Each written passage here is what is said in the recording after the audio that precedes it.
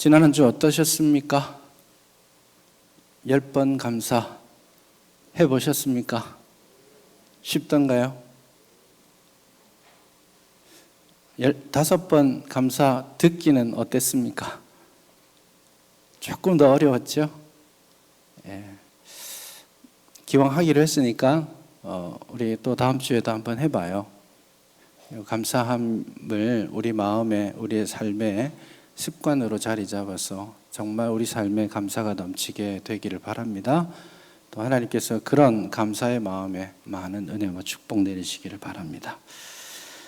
오늘 본문에서 나와 있는 소위 소돔과 고모라성 이야기, 아주 유명한 이야기입니다. 그래서 사실 이 내용을 자세히 설명할 필요도 없이 창세기 19장의 이야기들은 우리가 잘 알고 있는 그런 내용이라고 할 수 있겠습니다. 오랫동안 관심이 많은 거죠. 그래서 구약 성경, 신약 성경 전체에도 이 소돔에 대한 이야기가 무려 49번 정도 나옵니다. 창세기 19장 이야기뿐만 아니라 창세기를 넘어서도 한 40여 회 정도 소돔에 대한 이야기가 나와 있죠. 신약에서도 예수님께서 직접 이 소돔과 고모라에 대한 언급을 하실 정도로 아주 중요하고도 유명한 이야기라고 할 수 있겠습니다. 게다가 우리는 21세기를 살아가지만 이 소돔과 고모라에 대한 영화 같은 것도 있었지 않습니까? 그래서 영화로 막 불과 유황불이 떨어지는 그런 소돔 이야기들을 잘 보기도 했었습니다. 그래서 잘 안다라고 생각할 수 있겠지만 또 한편으로는 이 소돔과 고모라에 대한 이야기들이 우리에게 많은 궁금증을 좀 주고 있는 측면들도 많이 있습니다. 지난번에 잠깐 언급했지만 과연 소돔과 고모라는 어떤 이유로 멸망을 당했나 하는 질문 대답하기가 사실 쉽지 않습니다. 그냥 단순하게 보면 여기에 소돔성에 나타났던 이 동성애에 대한 코드가 아주 우리에게 많이 인상적으로 오기 때문에 소돔성이 이 동성애로 인하여서 멸망했다라고 그렇게 결론 짓는 것 좀 조심스럽습니다. 거기까지도 그렇지만 요즘 사실 동성애 이슈가 작지 않은 이슈입니다. 그래서 동성애가 좀 더 이렇게 퍼져나가고 법적으로 허용되면 이 세상이 소돔성처럼 멸망당하게 될 거다라는 결론도 대단히 좀 단순한 결론이라고 할 수 있겠습니다. 소돔성에 대해서 이 창세기 이후에 한 40여 회 더 나오는데 대부분의 경우는 범죄한 인생들, 범죄한 나라들의 이스라엘에 대해서 하나님께서 소돔과 같이 고모라와 같이 심판하실 것이다 라는 이야기가 대부분의 내용입니다. 그러면서 선지서에는 소돔성의 죄악에 대해서 소개합니다. 에스겔 16장에 가면 이스라엘이 이러이러한 죄를 지었는데 이런 죄악들은 정확히 소돔이 하던 일이다 이렇게 말하는 부분이 나옵니다. 23장 14절까지 가서 보시면 그때 이 선지자가 지적한 소돔성의 죄악은 간음, 거짓, 악행 이렇게 표현되어 있습니다. 창세기 18장에서는 그 부르짖음이라는 표현으로 나와 있는데 이 소돔성 안에 있는 폭력 그리고 약자들이 당하는 고통, 그 고통에 대한 부르짖음이 하나님께까지 올라왔다라고 표현하죠. 에스겔 16장에서도 그 내용들이 나옵니다. 소돔의 죄악은 이러하니라고 말하면서 거기에 풍족과 태평함이 있었지만 가난하고 궁핍한 자를 도와주지 아니했기 때문이다. 거만했고 가증한 일을 내 앞에서 행하였기 때문이다. 그렇게 말씀합니다. 그래서 소돔성의 죄악을 한 가지만 딱 찍어서 이야기하는 것은 조심스럽고 물론 동성애도 거기에 중대한 죄악으로 자리하고 있었습니다. 그러나 성경이 전체적으로 이야기하는 주제는 소돔성 안에 있었던 불법, 불의, 폭력 그리고 약자들을 돌보지 않는 무정한 마음들 그런 것들이 사실 두 천사가 왔을 때 보인 반응 안에 다 녹아져 있는 것이죠. 실제로 이제 이 동성애에 대한 그런 생각들 때문에 소돔 사람들이라는 그 영어 단어가 소도마이트이거든요. MIT가 뭐 어떤 사람들 뭐 이런 것들을 표현하는 전미어인데요. 소돔 사람들인데 소도마이트 이걸 검색을 해보면 소돔 사람들이기도 하지만 남색하는 사람들, 남색자, 그러니까 남자 동성애자를 뜻하는 영어 단어로 자리하고 있기도 합니다. 그러나 아주 다양하고 복잡한 이유가 있었지만 어쨌든 우리에게 이 소돔과 고모라의 이 사건 자체는 하나님께서 의인을 구원하시고 불의한 자를 심판하신다라는 성경 전체의 매우 중요한 주제를 아주 선명하게 잘 드러내고 있습니다. 이쯤에서 한 가지 더 주목해야 될 것이 있는데, 창세기의 흐름으로 보자면 이 18장, 19장에 나오는 소돔 이야기는 13장, 14장에 나왔던 롯 이야기와 연결되어 있습니다. 그래서 13장에서 롯이 이제 삼촌 아브라함과 헤어지면서 이 소돔성을 선택하지 않았습니까? 그 선택에 대한 결과, 과정들이 어떻게 전개되었고 어떤 결론이 지어지는지를 오늘 본문이 아주 명확하게 보여주는 거죠.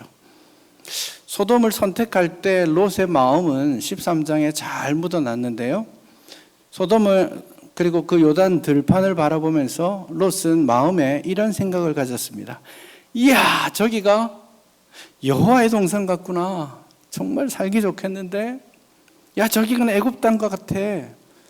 지금 이집트는 뭐 이렇게 사막이 훨씬 더 많은 95%가 사막이긴 하지만 이 애굽 이제 롯이 가서 보았던 애굽은 바로 이 나일강이 있는 애굽 지역입니다. 그 나일강 옆으로 한 1마일 정도만 아주 비옥한 땅이거든요. 그래서 아주 살기 좋은 곳이기도 합니다. 그것을 보고 왔기 때문에 소돔을 보고 야, 저기 가면 살기 좋겠구나. 먹고 살기 좋겠다. 야, 저기는 발달된 도시 문화가 있구나. 성이 있고 거기 사람들이 모여서 살아가고 있는 그 모습을 보고 마음이 동한 것입니다. 그래서 풍요로운 삶, 도시의 그 불빛과 아름다움을 기대하면서 소돔으로 갔습니다. 들어가는 것이 쉽지는 않습니다. 요즘이야 서로 누가 어디에 사는지 잘 모르고 사는 시대가 됐습니다. 엊그제 저희 엘리베이터를 타고 제가 15층에 사는데 딱 탔는데 웬 낯선 아저씨가 타시더니 14층을 누르시는 겁니다. 그리고 1년 반 만에 제가 알았습니다. 아, 우리 밑에 집에 사시는 아저씨의 얼굴이 이렇게 생겼구나 하고 멋쩍게 그 아저씨와 인사를 나누었습니다. 아, 15층에 사세요? 아, 14층이 우리 이웃 사촌이네요? 막 이렇게 1년 반 만에 인사를 나누었습니다. 지금은 옆에 누가 사는지 잘 모르고 사는 시대이지만 고대 사회는 옆집에 숟가락 무슨 일이 있는지 다 아는 사회입니다. 그래서 외부에서 누군가가 찾아왔다든지 정착하려고 할 때 훨씬 더 어려운 그런 겁니다. 단지 그냥 방문했을 때는 최선을 다해 이렇게 섬겨주고 하지만 거기에 자리를 잡는 것은 쉽지 않은 일입니다. 아마도 롯이 상당한 노력을 기울였을 겁니다. 그래서 처음 13장에서는 롯이 소돔으로 갔을 때 소돔성에 들어가지 못합니다. 소돔이 보이는 들판에 머무르면서 조금씩 소돔으로 이주해 가고 있습니다. 노력하고 있는 것이죠. 19장 1절을 보시면 소돔에 두 천사가 왔을 때 롯이 어디에서 그들을 만나죠? 롯이 소돔 성 문에 앉아 있습니다. 그 말은 롯이 이제 성 안으로 들어와서 일정한 자리를 잡고 또 상당한 지위를 얻었다라는 뜻이죠. 성문에 앉아 있다라는 말은 그 당시로 치자면 성으로 누가 왔다 갔다 하는지를 다 관찰하는 자리이기도 하고 또 거기가 사람들이 모이는 자리입니다. 그래서 거기에서 주로 일어났던 것이 재판하는 일입니다. 그래서 성문에 앉아 있다는 말은 아마도 롯이 세월이 지나면서 그 성에 들어가서 그 성에서 일정한 지위를 누리면서 그 성 사람들 중에서도 그 지역에 그 도시에 유지가 되어서 그 사람들에게 재판을 하는 그런 지위까지 누리고 있었다라고 볼 수 있습니다. 그래서 나중에 이 소돔성 사람들이 천사들을 내주시오 이렇게 했을 때, 하지마 이건 악한 일이야 라고 했을 때, 그 사람들이 그 롯에게 대해서 너가 밖에서 들어와 놓고 이제 우리의 재판관이 되려고 하느냐 이렇게 말하는 장면들이 나옵니다. 그러니까 롯이 상당한 지위에까지 올랐다라는 것을 볼 수 있습니다. 성공했습니다. 세상적으로는 잘 먹고 잘 살게 됐다라고 판단도 듭니다. 딸도 그곳 사람들과 결혼시키죠. 상당한 유대 관계들을 서로 만들어가고 있다라는 것을 봅니다. 롯은 이 소돔성에서 자기가 원하는 것들을, 추구하던 것들을 찾았습니다. 눈에 보기에 좋았던 것들을 이미 얻었죠. 하지만 여러분, 롯이 보지 못했던 현실이 그 안에 있었습니다. 도시의 화려한 불빛을 보고 갔지만 그 불빛 이면에 있는 어두운 골목길의 그 더러움과 죄악상들이 여전히 그 안에 있다라는 것을 그는 보지 못했죠. 그의 눈이 세상을 향하고 있었기 때문입니다.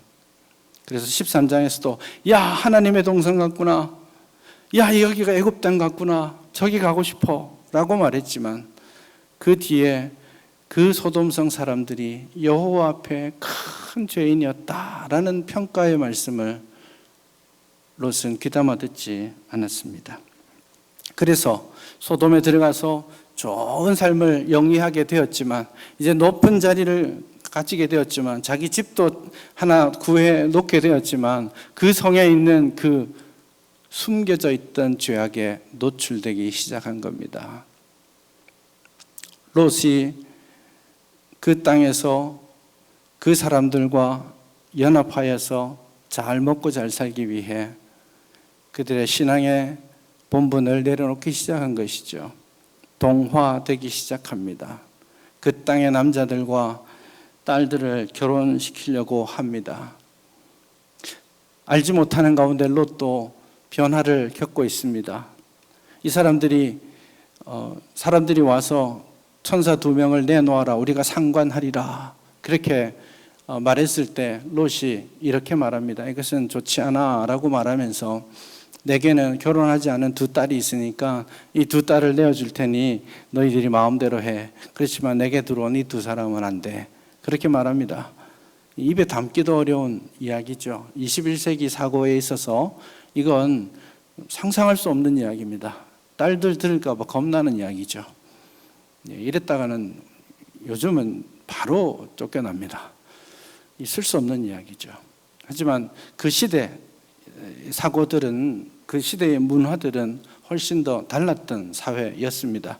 여성의 지위가 그렇게 높지 않았던 사회이기도 하고요. 그 당시 고대 사회에 있어서 다른 누군가 낯선 사람들을 영접하는 것의 가치가 지금 우리가 생각하는 것과는 매우 달랐던 시대입니다. 그럼에도 불구하고 그가 대뜸 이렇게 제안하고 있는 것들을 보면서, 롯도 그 사회의 그런 성적인 문화, 이런 것들을 알지 못하는 가운데 받아들이고 있었구나라는 것을 봅니다. 소돔은 멸망했지 않습니까? 그러나 멸망한 소돔이 끝났느냐? 그렇지 않습니다. 오늘 본문 마지막에 가서 탈출했던 롯과 그 2 딸이 또다시 입에 담지 못할 행동을 통해서 자손들을 낳습니다. 소돔의 문화가 거기에 다시 떡하니 부활한 것이죠. 누가 만들어낸 것입니까? 소돔성 사람들입니까? 아닙니다. 동화되고 말았던 롯과 그 자녀들이 했던 일이죠. 아브라함을 떠나서 적극적으로 세상을 추구했던 그 롯. 그러나 그 세상에서 풍요와 지위를 얻었다라고 생각했지만, 오늘 본문은 뚜렷하게 말해줍니다. 그 선택의 결과가 무엇인지, 그가 얻은 것은 무엇인지. 하나님을 최우선으로 모시고 하나님의 약속의 땅에 머무르지 않고 풍요를 선택했을 때 그가 손에 쥔 것은 풍요도 아니고 지위도 아닙니다. 그 모든 것들이 다 사라져 버렸음을 깨닫습니다. 그리고 하나님과의 친밀한 관계도 사라져 버렸죠. 참 신기한 일입니다. 하나님을 위해 세상을 버리면 하나님께서는 하나님과의 친밀한 관계와 세상을 변화시켜갈 능력도 우리에게 주시는데, 우리가 이 세상의 부요함과 편안함을 추구하면서 세상을 선택하면 세상도 하나님도 다 놓치게 된다는 것이죠. 그러니 여러분, 우리가 비록 이 땅에 발을 붙이고 살아가지만 이 땅에 이 세상을 추구하며 세상의 가치와 세상의 원리들에 동화되지 않기를 바랍니다. 그래서 오늘 성경은 오늘 일부러 27절부터 22절만 읽었는데 여기에서 뚜렷하게 하는 한 단어가 나옵니다. 하나의 메시지가 나옵니다. 도망하라. 좀 더 뚜렷하게 표현하면 탈출하라. 소돔성에서 탈출하라. 17절에서부터 22절까지 도망하라라는 말이 5번이나 나옵니다. 아주 긴박한 상황입니다. 아침이 되어가고 있는데 떠날 생각을 하지 않습니다. 막 챙깁니다. 뭐 가져가야 될 것도 있지 않겠습니까? 갑작스러운 여행이지만 또 챙겨가야 될 사람들도 있지 않습니까? 머뭇머뭇하고 있습니다. 천사들이 이 사람들을, 롯과 아내와 그 딸들을 손을 직접 잡아서 끌어냅니다. 성 밖으로 내고 등을 떠밀면서 나가라고 도망가라고 그렇게 이야기합니다. 뒤돌아보지 말고 급히 도망쳐라. 그렇게 말하고 있습니다. 탈출하라고 말합니다. 이 긴박함이 우리에게 있어야 합니다. 이거 세상의 문화 가운데 이 세상을 살아가면서 이 종말론적 의식이 우리에게 있어야 합니다. 세상은 어제처럼 오늘도, 오늘처럼 내일도 계속 있을 거라고 생각합니다. 영원할 거라고 생각하지요. 그래서 이 세상에서 좀 더 천년만년 살아갈 것처럼 계획을 세우고 살아갑니다. 그러나 이 세상이 어떻게 될지, 그리고 내가 어떻게 될지 우리는 아무도 알 수 없습니다. 하나님이 부르시면 나도 이 세상도 뜻하지 않은 순간에 하나님 앞에 서게 될 것입니다. 그러니 이 소돔을 탈출하라고 하셨던 천사들의 이 말들이 우리에게 그대로 적용됩니다. 우리가 비록 이 세상을 살아가고 있지만 이 세상에 속하지 않은 존재임을 기억하고 이 세상으로부터 탈출하는 그런 용기가 필요합니다. 물론 이 탈출하라는 말이 이제부터 직장 다 때려치고 산속으로 들어가서 그냥 자연인으로 살아라고 말하는 것은 아닙니다. 이 세상에서 살아가면서 이 세상성을 추구하면서 살지 말라는 겁니다. 세상의 가치에 매몰되지 말라는 겁니다. 세상의 원리를 따라서 하나님의 말씀을 타협하고 동화시켜 가지 말라는 겁니다. 롯도 그 가족도 다 동화되었습니다. 그러나 사실 하나님이 원하셨던 자리가 있다면 동화가 아니라 변화였겠죠. 하나님의 백성으로서 자신의 정체성을 지키며 말씀의 가치를 지키면서 악한 세상을 변화시켜 가도록 세상에 두셨습니다. 그래서 우리는 섣불리 이 세상을 떠나서 이 세상을 버리고 포기함으로써 우리의 거룩을 지켜가는 것이 아니라 이 세상에서 이 세상의 원리가 아닌 하나님의 말씀의 원리로 세상을 바꾸어가는 변화의 시도들을 하면서 우리의 사명을 감당해야 하는 겁니다. 그게 우리의 책임이죠. 우리가 이 땅에 발을 붙이고 살아가는 우리의 책임입니다. 롯 그거 못했어요. 동화되어 갔습니다. 세상의 가치, 소돔의 가치를 따라갔습니다. 오늘 본문도 보십시오. 롯이 그 천사들이 손을 끌고 밖으로 나가서 등을 떠밀면서 나가라고 하는데 롯이 정작 어떤 기도로 기도합니까? 창세기 18장에 소돔의 멸망 소식을 들었던 아브라함은 처절하게 무려 6번에 걸쳐서 하나님께 기도합니다. 간구합니다. 뭐 아는 사람이 있어요? 소돔에 무슨 땅이라도 사놨습니까? 그렇지만 아브라함은 그 성을 생각하며 기도했습니다. 그러나 롯은 어떻습니까? 그 성에 많은 사람들과 이제 교제를 나누고 있습니다. 뭐 신불신을 떠나서 서로 알고 지내고 교제하고 있던 사람들이 있습니다. 결혼하려고 했던 그 가정도 있고 이제 터전을 다 잡고 살아가고 있습니다. 그런데 지금 천사들이 와서 그 사람들 다 이제 끝났어. 죽을 거야. 멸망할 거야. 빨리 도망쳐. 라고 하면 무엇을 기도했어야 되나요? 기껏 롯이 지금 기도하고 있는 것은 내가 도망치다가 빨리 도망치지 못하면 내가 죽을 수도 있으니 내 생명을 보존할 수 있도록 작은 땅 하나 좀 지켜주십시오. 이렇게 하고 있지 않습니까? 그 나라에 대한 고민이 없어요. 멸망하는 백성들의 고민이 없습니다. 세상을 탈출해야 되겠지만 그 세상에 있는 사람들에 대한 섬김, 그건 우리에게 있어야 되는 부르심입니다. 그러므로 세상은 버리고 세상에 속한 사람들은 붙들어야 되는 거예요. 그게 지금 우리가 이 땅에 있으면서 해야 될 일입니다. 그는 세상에 있는 사람들을 붙들지 못하고 세상을 추구하다가 세상도 놓치게 된 것이죠.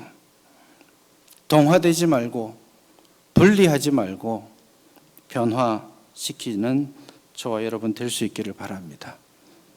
세상성을 추구하지 마십시다.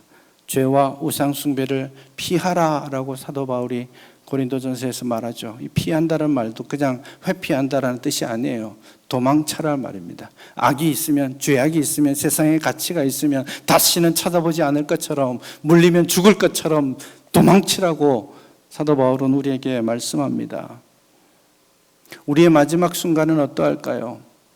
예수님께서 이 소돔의 이 장면을 누가복음 17장에서 말씀합니다. 사람들이 묻습니다. 마지막 날은 어떻게 됩니까? 인자가 다시 올 때 어떻게 됩니까? 하나님의 나라가 임할 때 어떻게 됩니까? 어떻게 알 수 있습니까? 물었을 때에 하나님께서, 예수님이 그렇게 말씀하시죠. 인자가 오는 것, 하나님 나라가 임하는 것, 그것은 소돔성의 멸망과 같다. 하나님의 나라가 임하는 것은 마치 번개가 치는 것과 같다. 그렇게 말씀하셨습니다. 여러분, 번개 치는 것과 소돔성의 멸망이 어떤 상관관계가 있을까요? 한마디로 말하면 둘 다 모른다라는 겁니다. 여러분, 번개가 에너지가 엄청납니다. 이게 반짝 이렇게 0.1초 반짝하지만 그 번개 0.1초 치는 거 딱 붙잡으면 그걸로 한 100와트짜리 전구를 한 10만 개 정도를 1시간 동안 켤 수 있는 에너지입니다. 그래서 사실 이 번개만 잡을 수만 있다면 온 인류의 이 전기 문제가 완전히 해결될 거예요. 근데 문제가 있습니다. 못 잡아요. 언젠가는 잡을 날도 오겠죠. 그거 지금 뭐 연구하는 사람들이 꽤 있습니다만은 그걸 못 잡아요. 언제 치는지 몰라요. 제가 미국에 있을 때 번개 치는 게 여기랑 비교가 안 됩니다. 엄청나게 막 정말 우르르 쾅쾅쾅쾅쾅이거든요. 깜짝 놀랄 정도로 번개가 치는데 한번 이 카메라에 담아보려고 딱 재가지고 했는데 성공을 거의 못했어요. 친다 하고 찍으면 지나가 버리고 잡을 수가 없는 거죠. 번개가 쳐도 잡을 수가 언제 어디서 올지 아무도 모르기 때문에 못 잡는 것과 같이 소돔성 사람들이 하나님께서 정해두신 그 심판의 순간, 멸망의 순간, 하나님의 임하심의 순간을 깨닫지 못하기 때문에, 그 종말 의식이 없기 때문에 그들이 그 심판 가운데 있게 되는 거죠. 예수님의 임하심이, 재림이 그와 같을 겁니다. 그러니 미루어둘 수 있겠습니까? 언제 올지 모르는데 성도님들이 이렇게 말씀하시는 거 들어요. 목사님, 이 사업만 좀 잘 해결되면 좀 열심히 섬기겠습니다. 사업이 잘 될 걸 어떻게 알아요?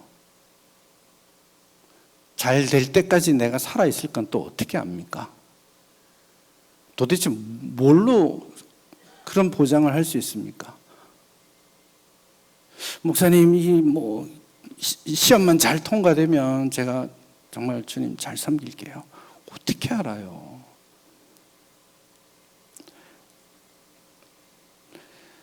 지금 하나님 앞에 주어졌을 때, 지금 이 순간을 하나님 앞에 묵묵히 드려야 됩니다. 그게 종말을 살아가는 성도의 삶입니다. 특별하지 않아도 돼요. 많이 드리지 않아도 괜찮아요. 그러니까 주어진 시간에 주어진 자리에서 미루지 말고 뒤돌아보지 말고, 그래서 이 종말의 시간을 이야기할 때 예수님께서 롯의 철을 생각하라 이렇게 말씀하셨잖아요. 미련을 두지 말고, 세상 끝에 미련 두지 말고 하나님 앞에 영원한 하나님의 나라를 꿈꾸면서 살아야 하는 겁니다.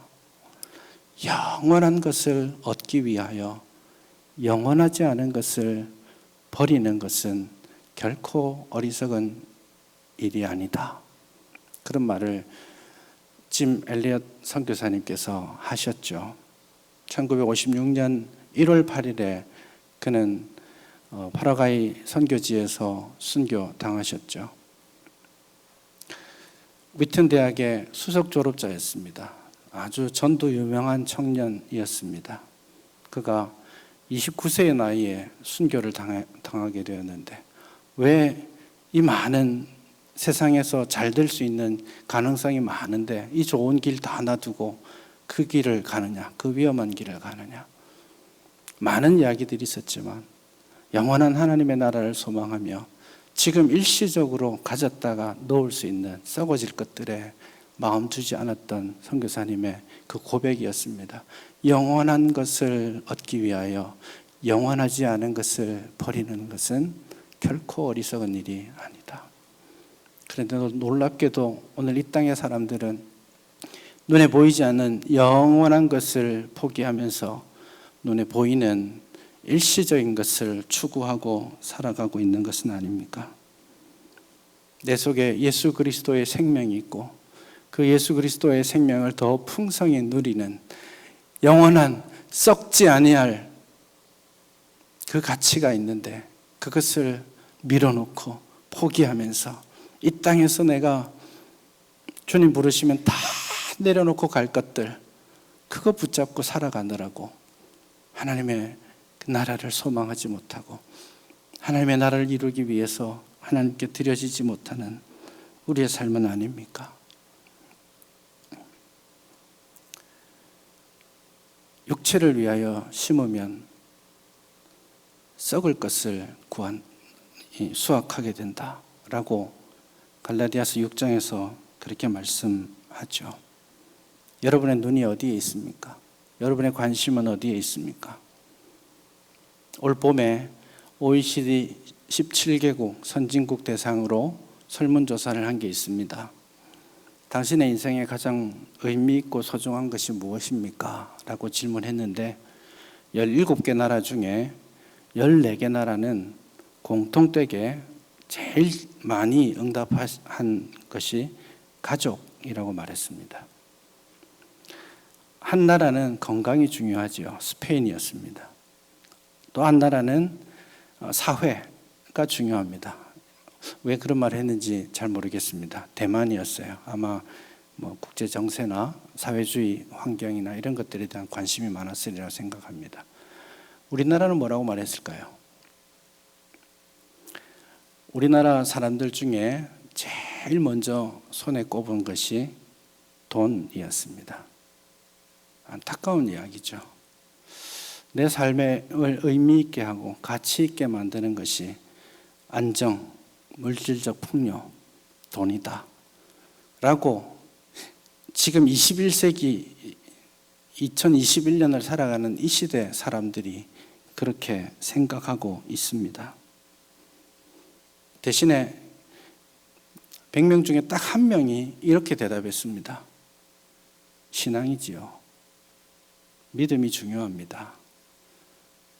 영적인 삶이 가장 중요합니다. 라고 몇 명이 대답했다고요? 100명 중에 한 명. 100명 중에 20명이 그리스도인이라던데 그 중에 절반만이라도 신앙 고백을 가지고 있는 참 신자라고 예쁘게 봐주더라도 이 땅에 600, 700만 명의 성도들이 있는데 100명 중에 한 명만이 그리스도를 따르는 삶, 영적인 삶이 중요합니다 라고 대답했다니 정말 안타까운 일이 아닙니까? 눈에 보이는 물질, 풍요를 따라가는 것이 이 땅의 삶이고 안타깝지만 이 땅의 성도들도 그 삶을 추구하고 있는 것 같습니다. 탈출하십시다. 탈출해야 됩니다. 세상도 놓치고 하나님도 놓치는 길입니다. 그러나 하나님이 주시는 영원한 썩지 아니할 신적인 성품에 우리가 동참하게 될 때 하나님은 그런 우리에게 이 세상도 변화하도록 맡겨 가실 것입니다. 이 부르심에 온전히 응답할 수 있는 저와 여러분 될 수 있기를 간절히 바랍니다.